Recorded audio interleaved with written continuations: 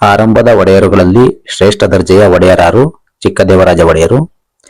ಯಾವಾಗ ಬೆಂಗಳೂರನ್ನು ಚಿಕ್ಕದೇವರಾಜ ಒಡೆಯರು ಕೊಂಡುಕೊಂಡರು? ಕ್ರಿಸ್ತಶಕ 1687. ಚಿಕ್ಕದೇವರಾಜರು ಮಧುರೆಯ ಯಾವ ನಾಯಕನನ್ನು ಸೋಲಿಸಿದರು? ರಾಜ್ಯಕ್ಕೆ ವಶವಾದ ಪ್ರದೇಶಗಳಾವುವು? ಚೊಕ್ಕನಾಥ ನಾಯಕ. ಧೂಳಿಕೋಟೆ, ಮಳಲಿ, ಮುತ್ತಂಜಟ್ಟು, ಪರಮಟ್ಟು ಮತ್ತು ಸೇಲಂ. ಚಿಕ್ಕದೇವರಾಜ ಒಡೆಯರಿಂದ ಸೋತ ಕೆಳದಿಯ ನಾಯಕಿ ಯಾರು? ವಶವಾದ ದೇಶಗಳಾವುವು? ಚೆನ್ನಮ್ಮಾಜಿ, ಬೇಲೂರು, ಹಾಸನ, ವಸ್ತಾರೆ. ಅಪ್ರತಿಮ ವೀರ ಎಂಬ ಬಿರುದನ್ನು ಧರಿಸಿದವರಾರು? ಯಾವುದರ ನಿಮಿತ್ತ ಧರಿಸಿದರು? ಚಿಕ್ಕದೇವರಾಜರು 1677ರಲ್ಲಿ ಶಿವಾಜಿಯು ಶ್ರೀರಂಗಪಟ್ಟಣಕ್ಕೆ ಮುತ್ತಿಗೆ ಹಾಕಿದ್ದನ್ನು ತಡೆದು ರಕ್ಷಿಸಿದ್ದರಿಂದ ಧರಿಸಿದರು.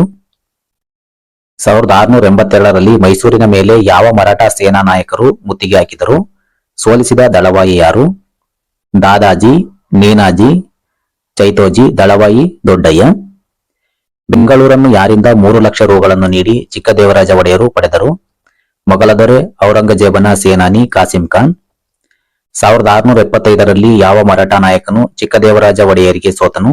ಆತನು ನೀಡಿದ ಪ್ರದೇಶಗಳಾವುವು? ಏಕೋಜಿ, ಕೇತಸಂದ್ರ, ಕಂದಿಕೆರೆ, ಗೂಳೂರು, ತುಮಕೂರು, ಚಿಕ್ಕನಾಯಕನಹಳ್ಳಿ, ಹೊನ್ನವಳ್ಳಿ, ಸಾದವತಹಳ್ಳಿ, ತುರುವೇಕೆರೆ. ರಾಜ ಜಗದೇವ ಎಂಬ ಬಿರುದು ಯಾರಿಗಿತ್ತು? ಅದನ್ನು ಅವರಿಗೆ ಯಾರು ನೀಡಿದರು? ಚಿಕ್ಕದೇವರಾಜ ಒಡೆಯರ್, ಔರಂಗಜೇಬ್. ಚಿಕ್ಕದೇವರಾಜ ಒಡೆಯರ ಪ್ರಮುಖ ಮಂತ್ರಿಗಳನ್ನು ತಿಳಿಸಿ. ವಿಶಾಲಾಕ್ಷಿ ಪಂಡಿತ, ತಿರುಮಲ ಅಯ್ಯಂಗಾರ್, ಕರಣಿಕ ಲಿಂಗಣ್ಣಯ್ಯ, ಷಡಕ್ಷರಯ್ಯ ಚಿಕ್ಕೋಪಾಧ್ಯಾಯ. ಚಿಕ್ಕದೇವರಾಜ ಒಡೆಯರು ಆಡಳಿತದಲ್ಲಿ ಎಷ್ಟು ಇಲಾಖೆಗಳನ್ನಾಗಿ ವಿಭಾಗಿಸಿದ್ದರು? ಅದಕ್ಕಿದ್ದ ಹೆಸರೇನು? 18. ಅಟಾರಿ ಕಚೇರಿ. ಬಾರ ಬಲೂತಿ ಎಂದರೇನು? ಜಾರಿಗೆ ತಂದವರ್ಯಾರು? ಗ್ರಾಮದ ದಿನನಿತ್ಯದ ಚಟುವಟಿಕಾಭಿವೃದ್ಧಿಗಳು ಸುಗಮವಾಗಿ ನಡೆಯಲು ಗ್ರಾಮಾಧಿಕಾರಿಗಳನ್ನೊಳಗೊಂಡ ಆಡಳಿತ ವ್ಯವಸ್ಥೆ. ಚಿಕ್ಕದೇವರಾಜ ಒಡೆಯರು. ನವಕೋಟಿ ನಾರಾಯಣ ಎಂಬ ಬಿರುದು ಯಾರಿಗಿತ್ತು? ಯಾವ ಕಾರಣದಿಂದ ಅದನ್ನು ಧರಿಸಿದರು? ಚಿಕ್ಕದೇವರಾಜ ಒಡೆಯರು. ರಾಜ್ಯಾದಾಯವನ್ನು ಹೆಚ್ಚಿಸಿ ಮಿತವ್ಯಯದಿಂದ ಬೊಕ್ಕಸವನ್ನು ತುಂಬಿಸಿರುವುದು. ಮೈಸೂರಿನಲ್ಲಿ ಅಂಚೆ ವ್ಯವಸ್ಥೆಯನ್ನು ಜಾರಿಗೆ ತಂದ ರಾಜರಾರು? ಚಿಕ್ಕದೇವರಾಜ ಒಡೆಯರು. ಚಿಕ್ಕದೇವರಾಜ ಒಡೆಯರು ನಿರ್ಮಿಸಿದ ಪ್ರಮುಖವಾದ 2 ನೀರಾವರಿ ಕಾಲುವೆಗಳನ್ನು ತಿಳಿಸಿ. ಚಿಕ್ಕದೇವರಾಜ ನಾಲ, ದೊಡ್ಡ ದೇವರಾಜ ನಾಲ. ಚಿಕ್ಕದೇವರಾಜ ವಿಜಯಂ ಚಿಕ್ಕದೇವರಾಜ ವಂಶಾವಳಿಯ ಕರ್ತೃ ಯಾರು? ಯಾರ ಆಸ್ಥಾನದಲ್ಲಿದ್ದನು? ತಿರುಮಲಾಚಾರ್ಯ. ಚಿಕ್ಕದೇವರಾಜ ಒಡೆಯರ್. ಕನ್ನಡದ ಪ್ರಥಮ ನಾಟಕ ಯಾವುದು? ಅದು ಯಾವುದರ ಭಾಷಾಂತರ ನಾಟಕವಾಗಿದೆ? ಮಿತ್ರವಿಂದ ಗೋವಿಂದ, ಶ್ರೀ ಅರ್ಚನ ರತ್ನಾವಳಿ. ಮಿತ್ರವಿಂದ ಗೋವಿಂದ ನಾಟಕದ ಕರ್ತೃ ಯಾರು? ಯಾರ ಆಸ್ಥಾನದಲ್ಲಿದ್ದರು? ಸಿಂಗರಾರ್ಯ. ಚಿಕ್ಕದೇವರಾಜ ಒಡೆಯರು. ಅದಿಬದೆಯ ಧರ್ಮದ ಕರ್ತೃ ಯಾರು? ಯಾವ ಭಾಷೆಯಲ್ಲಿದೆ? ಸಂಚಿ ಹೊನ್ನಮ್ಮ, ಕನ್ನಡ ಭಾಷೆ. ಚಿಕ್ಕದೇವರಾಜ ಒಡೆಯರು ಬರೆದ ಕೃತಿಗಳನ್ನು ಹೆಸರಿಸಿ. ಚಿಕ್ಕದೇವರಾಜ ಭಿನ್ನಪಂ, ಗೀತ ಗೋಪಾಲ ಭಾಗವತ, ಶೇಷಧರ್ಮ. ಸಂಚಿ ಹೊನ್ನಮ್ಮಳು ಯಾರ ಆಸ್ಥಾನದಲ್ಲಿದ್ದಳು? ಅವಳ ಬಿರುದುಗಳು ಯಾವುವು? ಚಿಕ್ಕದೇವರಾಜ ಒಡೆಯರು. 1. ಸರಸ ಸಾಹಿತ್ಯ ವರದೇವತೆ. 2. ಕಾವ್ಯಾಲಂಕಾರ ನಾಟಕಗಳ ಪಪಣಿಗೆಯ ಬಲ್ಲವಳು. ಚಿಕ್ಕದೇವರಾಜ ಒಡೆಯರ ಗುರುಗಳಾರು? ಕೃತಿ ಹೆಸರಿಸಿ. ಚಿಕ್ಕೋಪಾಧ್ಯಾಯ ದಿವ್ಯ ಸೂರಿ ಚರಿತೆ, ವಿಷ್ಣು ಪುರಾಣ ಚಂಪು, ಅರ್ಥಚಂಪಕ, ಕಂಚಿ ಮಹಾತ್ಮೆ. ಚಿಕ್ಕದೇವರಾಜ ಒಡೆಯರಿಗಿದ್ದ ಬಿರುದುಗಳನ್ನು ಹೆಸರಿಸಿ. ಅಪ್ರತಿಮ ವೀರ, ಮಹಾರಾಷ್ಟ್ರ ಭೂಪಾಲ ಜಾಲರಿಪು, ರಾಜ ಜಗದೇವ, ನವಕೋಟಿ ನಾರಾಯಣ, ಆದಿ ಕರ್ನಾಟಕ ಚಕ್ರವರ್ತಿ. ಮಹಾರಾಷ್ಟ್ರ ಭೂಪಾಲ ಜಾಲರಿಪು ಬಿರುದನ್ನು ಧರಿಸಿದ ಒಡೆಯರು ಯಾರು? ಯಾವುದರ ನಿಮಿತ್ತ ಧರಿಸಿದರು? ಚಿಕ್ಕದೇವರಾಜ ಒಡೆಯರು 1682ರಲ್ಲಿ ಮಾರಾಟ ದೊರೆ ಸಾಂಬಾಜಿಯ ದಳಪತಿಗಳಾದ ದಾದಾಜಿ, ನೀನಾಜಿ ಮೈಸೂರಿಗೆ ಮುತ್ತಿಗೆ ಹಾಕಿದ್ದನ್ನು ಹಿಮ್ಮೆಟ್ಟಿಸಿರುವುದು. ಯಾರೊಂದಿಗೆ ಚಿಕ್ಕದೇವರಾಜರು ರಾಯಭಾರವನ್ನು ಹೊಂದಿದ್ದರು? ಯಾರನ್ನು ರಾಯಭಾರಿಯಾಗಿ ಕಳುಹಿಸಿದರು? ಔರಂಗಜೇಬ್. ಮಂತ್ರಿ ಕರಣಿಕ ಲಿಂಗಪ್ಪಯ್ಯ. ಬಾರ ಬಲೂತಿಯ ಗ್ರಾಮಾಧಿಕಾರಿಗಳ ಹೆಸರು ತಿಳಿಸಿ. 1. ಗೌಡ, 2. ಶಾನಭೋಗ, 3. ತೋಟಿ, 4. ತಳವಾರ, 5. ನೀರಗುಂಟಿ, 6. ಕಮ್ಮಾರ, 7. ಅಗಸ, 8. ಬಡಗಿ, 9. ಜೋಯಿಸ, 10. ಕುಂಬಾರ, 11. ಕ್ಷೌರಿಕ, 12. ಅಕ್ಕಸಾಲಿಗ. ಚಿಕ್ಕದೇವರಾಜ ಒಡೆಯರ ಆಡಳಿತದಲ್ಲಿನ 18 ಇಲಾಖೆಗಳನ್ನು ಹೆಸರಿಸಿ. 1.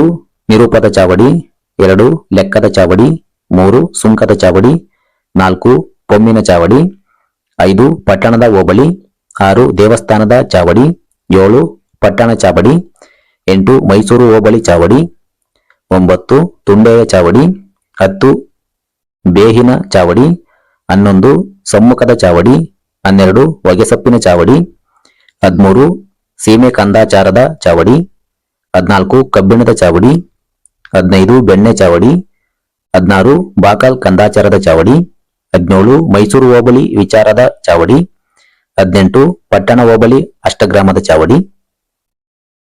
ಬಾರಬಲೂತಿ ಎಂದರೇನು ವಿವರಿಸಿ.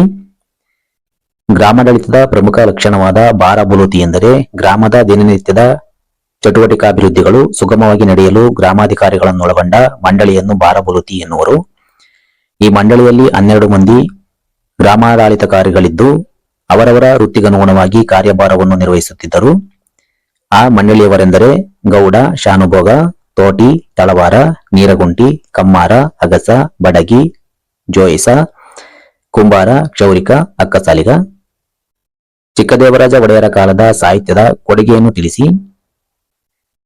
ಪ್ರಮುಖರಾದ ಚಿಕ್ಕದೇವರಾಜರು ಉತ್ತಮ ವಿದ್ವಾಂಸರು, ಸಾಹಿತಿಯಾಗಿದ್ದು ಸ್ವತಃ ಹಲವು ಕೃತಿಗಳನ್ನು ರಚಿಸಿದ್ದಲ್ಲದೆ ತಮ್ಮ ಆಸ್ಥಾನದ ಅನೇಕ ಪಂಡಿತರು, ವಿದ್ವಾಂಸರಿಗೂ ಕವಿಗಳಿಗೂ ಪ್ರೋತ್ಸಾಹ ನೀಡಿದರು. ಅವರು ರಚಿಸಿದ ಚಿಕ್ಕದೇವರಾಜ ಭಿನ್ನಪಂ, ಗೀತಗೋಪಾಲ ಭಾಗವತ, ಶೇಷಧರ್ಮ ಮತ್ತು ಭಾರತ ಎಂಬ ಟೀಕೆಯನ್ನು ಬರೆದರು. ತಿರುಮಲಾರ್ಯನು ಚಿಕ್ಕದೇವರಾಜರ ವಂಶಾವಳಿ, ಚಿಕ್ಕದೇವರಾಜ ವಿಜಯ, ಚಿಕ್ಕದೇವರಾಜ ಶತಕ ಮತ್ತು ಅಪ್ರತಿಮ ವೀರಚರಿತ ಕೃತಿಗಳನ್ನು ಗುರುಗಳಾದ ಚಿಕ್ಕೋಪಾಧ್ಯಾಯರು ವಿಷ್ಣು ಪುರಾಣ, ಸ್ಥಳ ಮಹಾತ್ಮೆಗಳು, ದಿವ್ಯಸೂರಿ ಚರಿತೆ, ಅರ್ಥಪಂಚಕ ಮತ್ತು ಶ್ರೀರಂಗ ಮಹಾತ್ಮೆ ಎಂಬುವುಗಳನ್ನು, ಕವಿಯತ್ರಿಯರಲ್ಲಿ ಸಂಚಿ-ಹೊನ್ನಮ್ಮ ಮತ್ತು ಶೃಂಗಾರಮ್ಮ ಕ್ರಮವಾಗಿ ಅಧಿಪದಯ ಧರ್ಮ ಹಾಗೂ ಪದ್ಮಿನಿ ಕಲ್ಯಾಣವನ್ನು ರಚಿಸಿದರು. ಕನ್ನಡದ ಮೊದಲ ನಾಟಕವಾದ ಮಿತ್ರವಿಂದ ಗೋವಿಂದ ಎಂಬುದನ್ನು ಸಿಂಗಾರ್ಯಾರ ರಚಿಸಿದರೆ, ಮಲ್ಲರಸನು ದಶಾವತಾರ ಚರಿತ್ರೆಯನ್ನು, ತಿಮ್ಮರಸನು ಕ್ಷೇತ್ರಗಣಿತವನ್ನು ರಚಿಸಿ ಸಾಹಿತ್ಯ ಕೊಡುಗೆಯಾಗಿ ಮೈಸೂರು ರಾಜ್ಯಕ್ಕೆ ನೀಡಿದರು. ಚಿಕ್ಕದೇವರಾಜ ಒಡೆಯರ ಸೈನಿಕ ಸಾಧನೆಗಳನ್ನು ವಿವರಿಸಿ. ದೊಡ್ಡ ದೇವರಾಜ ಒಡೆಯರ ಬಳಿಕ ಉತ್ತರಾಧಿಕಾರಿಯಾದ ಚಿಕ್ಕದೇವರಾಜರು ಶ್ರೇಷ್ಠ ಒಡೆಯರಾಗಿದ್ದರು. 1673ರಿಂದ 1704ರವರೆಗೆ ರಾಜ್ಯವನ್ನು ವಿಸ್ತರಿಸಿ ಉತ್ತಮ ಆಡಳಿತಾತ್ಮಕ ಸಾಧನೆಗಳನ್ನು ಜಾರಿಗೆ ತಂದು ಸಾಂಸ್ಕೃತಿಕ ವೈಭವವನ್ನು ಉತ್ತುಂಗಕ್ಕೇರಿಸಿದರು. ಎದುರಿಸಿದ ಸವಾಲುಗಳು. ಚಿಕ್ಕದೇವರಾಜರು ತಮ್ಮ ರಾಜ್ಯದ ಪೂರ್ವಾಜ್ಞಕ್ಕಿರುವ ಪ್ರಾಂತ್ಯಗಳ ನಾಯಕರನ್ನು, ಕೆಳದಿಯ ನಾಯಕರನ್ನು, ಬಿಜಾಪುರದ ಸುಲ್ತಾನ ಸರದಾರರನ್ನು, ಮರಾಠರನ್ನು ಹಿಮ್ಮೆಟ್ಟಿಸಿ ರಾಜ್ಯವನ್ನು ವಿಸ್ತರಿಸಿದರು. ಸೈನಿಕ ಸಾಧನೆಗಳು. ಪೂರ್ವಾಜ್ಞೆಯಕ್ಕಿರುವ ಪ್ರಾಂತ್ಯಗಳ ಮೇಲಿನ ವಿಜಯ.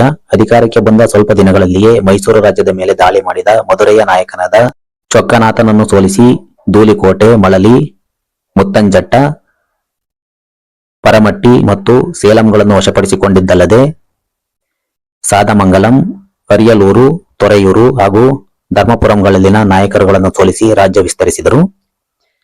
ಬಿಜಾಪುರದ ಸರದಾರ ರಣದುಲ್ಲಾ ಖಾನನ ಮೇಲಿನ ವಿಜಯ. ಬಿಜಾಪುರದ ಸುಲ್ತಾನ ಸಿಕಂದರ್ ಆದಿಲ್ ಶಾನ ಸರದಾರನಾದ ರಣದುಲ್ಲಾ ಖಾನನನ್ನು ಸೋಲಿಸಿದ ಚಿಕ್ಕದೇವರಾಜರು ಕೇತಸಂದ್ರ, ಕಂಡಿಕೆರೆ, ಅರಡಾಲಕೆರೆ, ಗೋಳೂರು, ತುಮಕೂರು ಮತ್ತು ಹೊನ್ನವಳ್ಳಿ ಪ್ರಾಂತ್ಯಗಳನ್ನು ವಶಪಡಿಸಿಕೊಂಡು ಅವರ ಉಪಟಳವನ್ನು ತಡೆಗಟ್ಟಿದರು. ಕೆಳದಿಯ ಚೆನ್ನಮ್ಮಾಜಿಯ ಮೇಲಿನ ವಿಜಯ 1674ರಿಂದ 1690. ಮೈಸೂರಿನ ವಾಯುವ್ಯ ಭಾಗದ ಪ್ರದೇಶಗಳ ಮೇಲೆ ಇಕ್ಕೇರಿಯ ರಾಣಿ ಚೆನ್ನಮ್ಮಾಜಿಯ ಸೈನ್ಯಗಳು ದಾಳಿ ನಡೆಸಿದ್ದನ್ನು ಗಮನಿಸಿದ ಚಿಕ್ಕದೇವರಾಜರು 1674ರಲ್ಲಿ ದಳವಾಯಿ ಕುಮಾರನನ್ನು ದಾಳಿಯನ್ನಡಗಿಸಲು ನಿರ್ದೇಶಿಸಿ ಸೋತರು. ಮುಂದೆ 1690ರಲ್ಲಿ ಕೆಳದಿಯ ಸೈನ್ಯವನ್ನು ಸೋಲಿಸಿದ ಒಡೆಯರು ಬಾಣಾವರ, ಹಾರನಹಳ್ಳಿ, ಕಡೂರು, ಸಖರಾಯಪಟ್ಟಣ, ಬೇಲೂರು, ವಸ್ತಾರೆ ಮತ್ತು ಹಾಸನಗಳನ್ನು ತಮ್ಮ ರಾಜ್ಯಕ್ಕೆ ಸೇರಿಸಿಕೊಂಡರು. ಅಲ್ಲದೆ ಐಗೂರಿನ ಕೃಷ್ಣಪ್ಪ ನಾಯಕನನ್ನು ಸೋಲಿಸಿದ್ದರಿಂದ ಐಗೂರು, ಚಿಕ್ಕಮಗಳೂರು, ಅರಕಲಗೂಡು, ಸಕಲೇಶಪುರ ಮತ್ತು ಕೊಡ್ಲಿಪೇಟೆಗಳು ಒಡೆಯರ ವಶವಾದವು. ಮರಾಠ ನಾಯಕರ ಮೇಲಿನ ವಿಜಯ 1677ರಿಂದ 82. ಮರಾಠ ಛತ್ರಪತಿಯಾದ ಶಿವಾಜಿಯು ತನ್ನ ತಂದೆಗೆ ಸೇರಿದ್ದ ಪೂರ್ವ ಕರ್ನಾಟಕದ ಪ್ರಾಂತ್ಯಗಳ ಮೇಲೆ ಹಿಡಿತವನ್ನು ಸಾಧಿಸಿ 1677ರ ಆಗಸ್ಟ್ನಲ್ಲಿ ಶ್ರೀರಂಗಪಟ್ಟಣಕ್ಕೆ ಮುತ್ತಿದ್ದನ್ನು ಗಮನಿಸಿದ ಒಡೆಯರು ಶಿವಾಜಿಯನ್ನು ಹಿಮ್ಮೆಟ್ಟಿಸಿ ಹಿಂತಿರುಗುವಂತೆ ಮಾಡಿದರು. ಈ ಸಾಧನೆಗೆ ಒಡೆಯರು ಅಪ್ರತಿಮ ವೀರ ಎಂಬ ಬಿರುದನ್ನು ಧರಿಸಿದರು. ನಂತರ ಏಕೋಜಿಯ ದಂಡನಾಯಕ ಯಶವಂತರಾಯನ ಹಿಡಿತದಲ್ಲಿದ್ದ ಯಸೂರಿನ ಮರಾಠ ಸೈನ್ಯವನ್ನು ಸೋಲಿಸಿದರು. ಶಿವಾಜಿಯ ಮರಣ ನಂತರ ಅಧಿಕಾರಾರೂಢನಾದ ಸಾಂಬಾಜಿಯು ದಕ್ಷಿಣದ ಪ್ರದೇಶಗಳ ಹಿಡಿತವನ್ನು ಸಾಧಿಸಲು ದಾದಾಜಿ, ನಿಂಬಾಜಿ, ಜೈತೋಜಿ ಎಂಬ ದಳಪತಿಗಳ ನೇತೃತ್ವದಲ್ಲಿ ಸೈನ್ಯವನ್ನು 1682ರಲ್ಲಿ ಕಳುಹಿಸಿದನು. ಈ ದಂಡನಾಯಕರುಗಳು ಮೈಸೂರಿನ ಮೇಲೆ ದಾಳಿ ಮಾಡಿದ್ದನ್ನು ಗಮನಿಸಿದ ಚಿಕ್ಕದೇವರಾಜರು ತಮ್ಮ ದಳವಾಯಿ ದೊಡ್ಡಯ್ಯನ ಸಹಾಯದಿಂದ ಮರಾಠ ಸೈನ್ಯವನ್ನು ಸೋಲಿಸಿ ಮೂವರನ್ನು ಕೊಂದು ಹಾಕಿದರು. ಈ ವಿಜಯದ ಸಂಕೇತವಾಗಿ ಮಹಾರಾಷ್ಟ್ರ ಭೂಪಾಲ ಜಾಲರಿಪು ಎಂಬ ಬಿರುದನ್ನು ಧರಿಸಿದರು. ಇವರು ಇರುವ ತನಕ ಮರಾಠರ ದಾಳಿಯಿಂದ ಮೈಸೂರು ರಾಜ್ಯವು ಮುಕ್ತವಾಯಿತು. ಇತರೆ ಪ್ರದೇಶಗಳು ಮತ್ತು ಮರಾಠ, ಇಕ್ಕೇರಿ, ಕೋಲ್ಕಂಡ ಸಂಯುಕ್ತ ಸೈನ್ಯಗಳ ಮೇಲಿನ ವಿಜಯ 1678ರಿಂದ 83. ರಾಜ್ಯವನ್ನು ವಿಸ್ತರಿಸುತ್ತಾ ಸಾಗಿದ ಚಿಕ್ಕದೇವರಾಜರು 1678ರಲ್ಲಿ ಈರೋಡೆಯ ನಾಯಕನನ್ನು ಸೋಲಿಸಿ ಅಂಡೂರು, ಕುಂಟೂರು ಕೋಟೆಗಳನ್ನು ವಶಪಡಿಸಿಕೊಂಡು ತಮ್ಮ ರಾಜ್ಯದ ಉತ್ತರದಲ್ಲಿನ ಮಧುಗಿರಿ, ಕೊರಟಗೆರೆ, ಚಿಕ್ಕತೋಟ, ತಿಗರೆಗಳನ್ನು ಗೆದ್ದರಲ್ಲದೆ ಮರಾಠ, ಇಕ್ಕೇರಿ, ಕೋಲ್ಕಂಡದ ಸಂಯುಕ್ತ ಸೈನ್ಯವನ್ನು ಬಾಣಾವರದ ಸಮೀಪ 1682-83ರಲ್ಲಿ ಸೋಲಿಸಿ ವಿಜಯಿಯಾದರು. ಮೊಘಲ್ ದೊರೆ ಔರಂಗಜೇಬನೊಂದಿಗೆ ರಾಯಭಾರ ಸಂಬಂಧ. ತಮ್ಮ ವಿಜಯದಿಂದ ಹಾಗೂ ಉತ್ತಮ ಆಡಳಿತದಿಂದ ಗೌರವಕ್ಕೆ ಪಾತ್ರರಾದ ಚಿಕ್ಕದೇವರಾಜ ಒಡೆಯರೊಂದಿಗೆ ಮೊಘಲ ದೊರೆ ಔರಂಗಜೇಬನು ಮರಾಠರ ಪ್ರಾಬಲ್ಯವನ್ನು ತಡೆಯಲು ಬಯಸಿದ್ದನ್ನು ಗಮನಿಸಿ ಒಡೆಯರು ಸಹ ಸಂಬಂಧವನ್ನು ಬೆಳೆಸಲು ಮುಂದಾಗಿ ಔರಂಗಜೇಬನ ಆಸ್ಥಾನಕ್ಕೆ ಮಂತ್ರಿ ಕರಣಿಕ ಲಿಂಗಪ್ಪಯ್ಯನನ್ನು 1698ರಲ್ಲಿ ಕಳುಹಿಸಿದರು. ಇದನ್ನು ಮನ್ನಿಸಿದ ಬಾದ್ಶಾಹನು ಒಡೆಯರಿಗೆ ರಾಜಜಗದೇವ ಎಂಬ ಬಿರುದನ್ನಿತ್ತು ಗೌರವಿಸಿದನು. ಇದಕ್ಕೂ ಮುನ್ನ ಔರಂಗಜೇಬನ ದಳಪತಿಯಾದ ಕಾಸಿಂ ಖಾನ್ ನಿಂದ 3 ಲಕ್ಷ ರೂಪಾಯಿಗಳಿಗೆ ಬೆಂಗಳೂರನ್ನು ಪಡೆದಿದ್ದರು. ಈ ಮೇಲಿನ ಎಲ್ಲಾ ಸೈನಿಕ ಸಾಹಸಗಳಿಂದ ಒಡೆಯರ ಮೈಸೂರು ರಾಜ್ಯವು ಉತ್ತರದಲ್ಲಿ ಚಿಕ್ಕಮಗಳೂರು ಮತ್ತು ತುಮಕೂರಿನವರೆಗೂ, ಪಶ್ಚಿಮದಲ್ಲಿ ಕೊಡಗಿನಿಂದ ಹಿಡಿದು ಪೂರ್ವದ ಸೇಲಂವರೆಗೂ ವಿಸ್ತರಿಸಿದ್ದು, ಈ ವಿಶಾಲ ರಾಜ್ಯಕ್ಕೆ ಶ್ರೀರಂಗಪಟ್ಟಣವು ರಾಜಧಾನಿ ಹಾಗೂ ಆಡಳಿತ ಕೇಂದ್ರವಾಗಿತ್ತು. ಈ ವಿಡಿಯೋ ನಿಮಗೆ ಹೆಲ್ಪ್ ಆಗಿದ್ರೆ ಲೈಕ್ ಮಾಡಿ, ನಿಮ್ಮ ಫ್ರೆಂಡ್ಸ್ ಜೊತೆ ಶೇರ್ ಮಾಡಿ. ಇನ್ನಷ್ಟು ಕಾಂಪಿಟೇಟಿವ್ ಎಕ್ಸಾಮ್ಸ್ ವಿಡಿಯೋ ಬೇಕಾದರೆ ನಮ್ಮ ಚಾನಲ್ ಸಬ್ಸ್ಕ್ರೈಬ್ ಮಾಡಿ.